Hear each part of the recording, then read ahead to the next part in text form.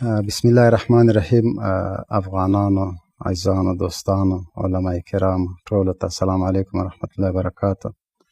زه محمد مبین چې د نظامي محکمې لخوا په 18 میاشتې بند محکوم شوی یم په پلچرخي زندان کې.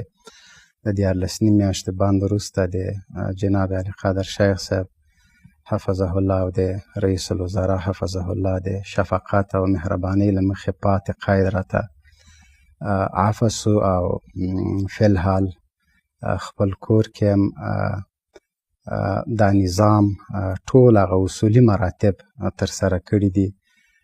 نظام زما عزت ده، نظام زما وقار ده، نظام زما جامه ده. که دا نظام نه وي موږ هیڅ هم نه یو. نو په هر وخت کې په هر حالت کې د خپلو نظام سره یو، له خپلو مشرانو سره یو، د دوی د امر تابعداري کوو. انسان ده، کیدای شي په تېرو 20 کلونو کې موږ نه ځینې داسې خبرې سوي چې مشرانو خوښې نه وې، خوا یې پرې بده سوې وه. نو انشاءالله په آینده کې به دغه شی نه تکراریږي. الله تعالی د تاسو عزتمن او سرلوړي لري. او په ټولو افغانانو باندې غږ کوم چې محاکم، قاضي صاحبان د همدې دپاره دي چې د نظام د اصلاح په خاطر، د انسانانو د اصلاح په خاطر زندانونه جوړ کړي تر څو زندان ته لاړ شي.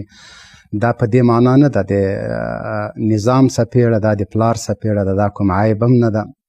او الحمدلله په تېر 14 میاشتې قید کې یا موده کې ما سره نه کوم بد برخورد سوی ده. لکه یو ورور چې یو سړی په کور کې ساتي، د پلار مینه راکول سوې، د ورور مینه راکول سوې ده، د اولاد مینه راکول سوې ده.